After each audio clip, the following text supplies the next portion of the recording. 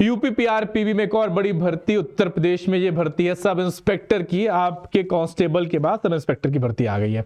हाँ, sub inspector के लिए जैसे आप वेबसाइट खोलेंगे यूपीपीपीबी, जहां पर देखेंगे उप निरीक्षक के लिए क्लिक करेंगे, तुरंत नोटिफिकेशन पहुंचेंगे। नोटिफिकेशन साफ साफ कह रहा है भर्ती आई है किसके लिए? उप निरीक्षक पद के लिए। उत्तर प्रदेश पुलिस उप निरीक्षक गोपनीय, पुलिस सहायक उप निरीक्षक लिपिक, पुलिस सहायक उप निरीक्षक लेखा।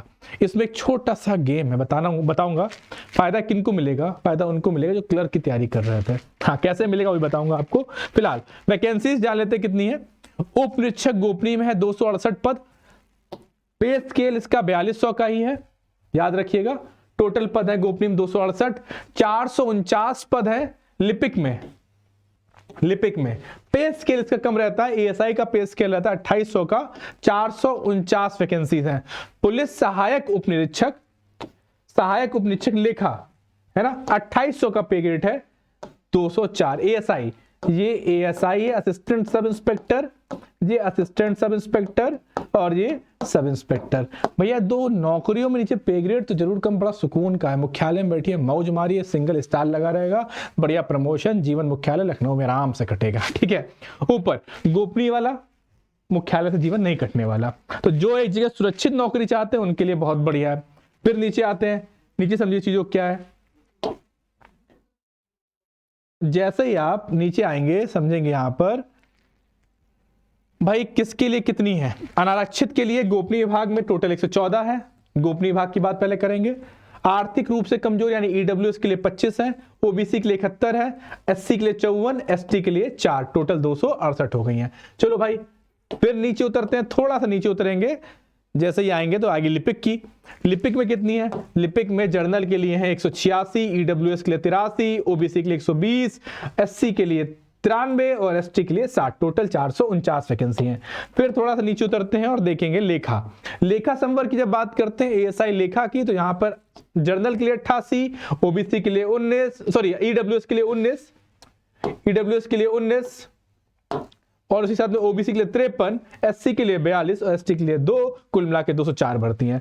अब एक चीज सवाल दिमाग में आ रही होगी, सर ये सब तो ठीक है, सिलेबस क्या रहेगा? सिलेबस पे भी आएंगे, पहले उसके पहले आप जान लीजिए कि आवेदन कब से करना है। आवेदन करना है आपको 7 जनवरी 2024 से और आवेदन की आखिरी तिथि 28/1/2024। शुल्क समायोजन और साथ में किसी भी प्रकार का संशोधन की आखिरी तिथि होगी 30/1/2024, यानी 7 जनवरी 2024 को ये फॉर्म खुल जाएंगे।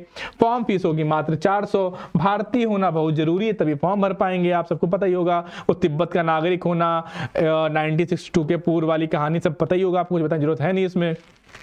अच्छा, अब शैक्षिक अर्हता की जब मैं बात करता हूं तो गोपनीय पद के लिए शैक्षिक अर्हता वही है, सामान्य रहती है। स्थापित विश्वविद्यालय से स्नातक की उपाधि सरकार द्वारा प्राप्त हो, कम से कम 25 शब्द प्रति मिनट की गति हिंदी टंकण में होनी चाहिए। वो भी क्या कह रहा है, इसने एक भसड़ फंसाई। इंस्क्रिप्ट कीबोर्ड पर, इंस्क्रिप्ट कीबोर्ड पर 25 शब्द की गति चाहिए भाई। एक भसड़ इसने सिर्फ ये मचाई है। अब ये फायदा किसको होगा? जो ऑलरेडी टाइपिंग की तैयारी कर रहे हैं तो उनके लिए सुनहरा मौका है। क्लर्क से सीधा 4200 पे ग्रेड का मौका है। अच्छा, दूसरी चीज, आशु लिपिक श्रुति लेख उत्तर प्रदेश पुलिस एवं प्रति बोर्ड द्वारा अवधारित शुद्धता के आधार पर अभ्यर्थियों की भर्ती की जाएगी। 80 शब्द प्रति मिनट चाहिए। तो भैया श्रुति शब्द माने आशु लिपिक, श्रुति लेख सुनते हुए लिखते हैं, जैसे पीए लोग लिखते नहीं थे, तो तैयारी जो करते उनके लिए अच्छा मौका है। दूसरा, अगर आपने कंप्यूटर में ओ लेवल किया हो, ठीक है, डोक सोसाइटी उत्तीर्ण हो और उसके समकक्ष मान्यता प्राप्त चाहिए, ठीक है, अब इस किया हो। सब में यही कहानी है, सब में आपको स्पीड आनी चाहिए, स्पीड आनी चाहिए। इंस्क्रिप्ट कीबोर्ड पर, इंस्क्रिप्ट कीबोर्ड पर आना चाहिए 25 शब्द प्रति मिनट, ये होना ही चाहिए मेरे भाई, महत्वपूर्ण है। ठीक है, नीचे आओ, लिपिक में भी हो गया और सेम कहानी लेखा में भी है। लेखा में स्पीड थोड़ा कम कर दी है, 15 शब्द प्रति मिनट कर दिया, महत्वपूर्ण। ठीक है, याद रहेंगे। चलो आते हैं नीचे, देख लेते हैं कि भाई एक चीज और है, NIELIT से ओ लेवल भी है ना। ओ लेवल जरूरी है, याद रखिएगा, ओ लेवल जरूरी है, महत्वपूर्ण। ठीक है, आगे आते हैं। आगे क्या कह रहा है? आयु, भाई आयु 21 वर्ष से 28 वर्ष होनी चाहिए। 28 कहां लिखा है? मिल गया। आयु 21 वर्ष से 28 वर्ष होनी चाहिए, यानी आपका जन्म जो हुआ हो वो 1/7/1995 यानी 1 जुलाई 1995 से पूर्व व 1/7/2022 के बाद ना हुआ हो, महत्वपूर्ण है। ठीक है, ये हो गई आपकी आयु की बात। अब बात करते हैं सिलेबस की। चरित्र आपका अच्छा है, चरित्र में कोई दिक्कत है नहीं, वायकी किया होगा नहीं किया होगा, या तो दो ही चीजें होंगी, कलर ब्लाइंड आप होंगे नहीं, है ना। अच्छा, अब मेरे भाई सब्जेक्ट क्या क्या है, सामान्य हिंदी और कंप्यूटर ज्ञान, का तकरीबन 50 नंबर की समान हिंदी रहेगी और 50 नंबर का कंप्यूटर ज्ञान रहेगा, तकरीबन बोल रहा हूं, याद रखिएगा, और मेरे ख्याल से यही रहेगा ही रहेगा। उसके बाद सामान्य जानकारी समसामयिक की विषय, वही जीके जीएस करंट अफेयर आपकी तकरीबन 100 अंक की रहेगी, तकरीबन क्या अधिकतम अंक 100 ही है, 100 अंक की रहेगी।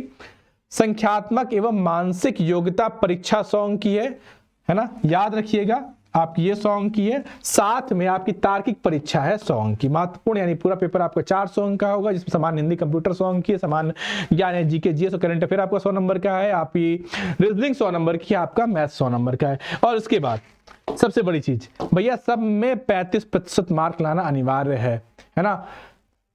सामान्य लिखित परीक्षा में प्रत्येक विषय में 35% अंक और कुल 40%, माने हर सब्जेक्ट में 35% आएंगे, कुल में भी 40% चाहिए, महत्वपूर्ण है, वरना आप पास नहीं माने जाएंगे। इसके साथ आपका शारीरिक दक्ष भी होना बहुत जरूरी है। नॉर्मलाइजेशन प्रक्रिया के बारे में बताया गया, आप सभी नोटिफिकेशन पढ़ लीजिएगा उसको आराम से, या फिर हम समझा देंगे एक बार नॉर्मलाइजेशन प्रक्रिया के बारे में आपको। और इसके साथ ही आपका शारीरिक रूप से दक्ष भी जरूरी है, शारीरिक मानक परीक्षा भी होगी आपकी। भैया मेरे दोस्त जितने भी हैं वो 163 सेंटीमीटर उनकी हाइट होनी चाहिए, याद रखिएगा, ठीक है। और ये है जर्नल वालों के लिए, ओबीसी वालों के लिए, है ना, और एससी वालों के लिए। और जो मेरे एसटी वाले भाई बहन हैं उनके लिए 156 सेंटीमीटर हाइट होनी चाहिए, महत्वपूर्ण, याद रखना।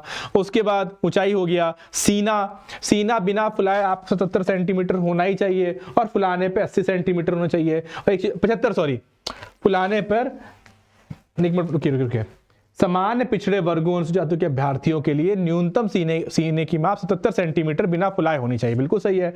और कम से कम 82 सेंटीमीटर फुलाने के बाद होनी चाहिए, ठीक है, और 77 सेंटीमीटर बिना फुलाए होनी चाहिए, महत्वपूर्ण है। एक चीज और है इसमें, कम से कम 75 सेंटीमीटर अगर है एससी के लिए 75 सेंटीमीटर और 80 सेंटीमीटर फुलाने के बाद 5 सेंटीमीटर फुलाने के बाद आना ही चाहिए, आपको याद रखना, महत्वपूर्ण है, ठीक है, क्लियर।